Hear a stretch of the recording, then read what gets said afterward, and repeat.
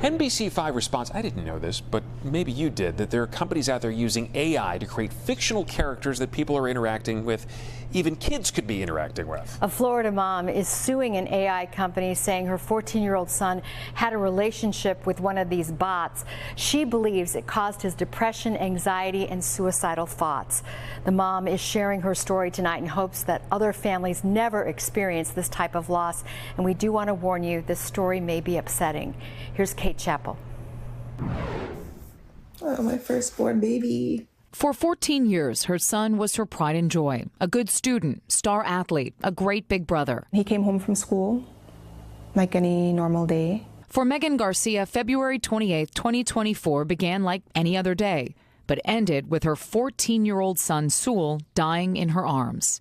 After Sewell died, the police called me and told me that they had looked through his phone, and when they opened it, the first thing that popped up was character AI. What Megan didn't know for the last 10 months was that her son was in a virtual relationship, not with a person, but with a fictional character powered by artificial intelligence he accessed through a platform called Character AI. And although the platform reminds users that the characters are made up, Megan says for Sewell, it felt real. The last conversation, she's saying, I miss you, and he's saying, I miss you too.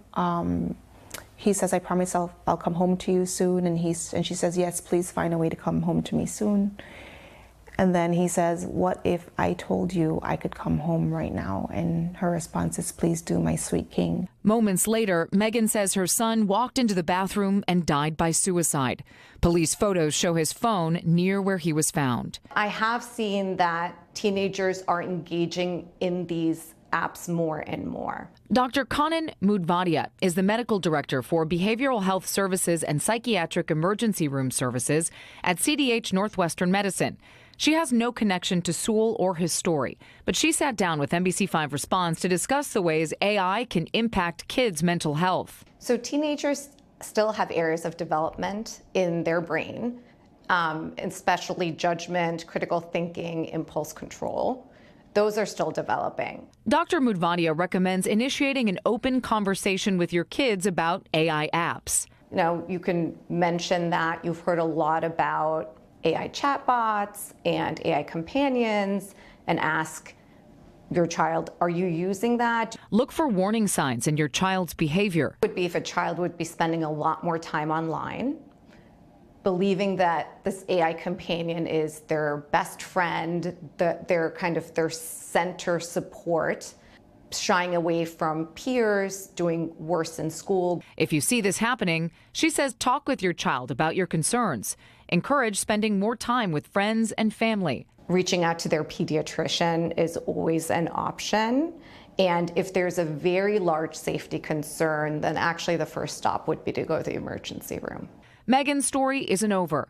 She's suing Character AI, claiming the company launched their product without adequate safety features and with knowledge of potential dangers. After Sewell's death, Character AI did introduce new safety features. A spokesperson for the company told NBC5 Response they don't comment on pending litigation. However, they did acknowledge Character AI has added a number of technical protections to detect and prevent conversations about self-harm on the platform. That includes surfacing a specific pop-up directing users to the National Suicide and Crisis Lifeline. The company says it also launched a separate version of their large language model for under 18 users. Sewell's mom had this message for parents and kids. I want them to know that an AI can be a stranger in your home. Those parents can now act, and I couldn't because I didn't know. Here's what Dr. Mudvadia recommends you do now. Check out the AI app on your child's device. Look at privacy. What information is the app asking for? Try it yourself. Download the app and play around with it. Ask the app a few tough questions about self-harm, violence, or sex, and see how it responds. We're posting Dr. Mudvadia's full AI app safety checklist for parents on our website, NBCChicago.com/consumer. Kate Chappell, NBC5 Response. So much there, and such a sad story. But we do want to remind you, if you or someone you know is experiencing depression or suicidal thoughts, there is help available. You can call, chat, or text with the Suicide and Crisis Lifeline, the number there on your screen, 988. So important. I'd never heard of those apps before. Yeah, that's, Wow. We're in a new time Frightening. as a parent. Absolutely.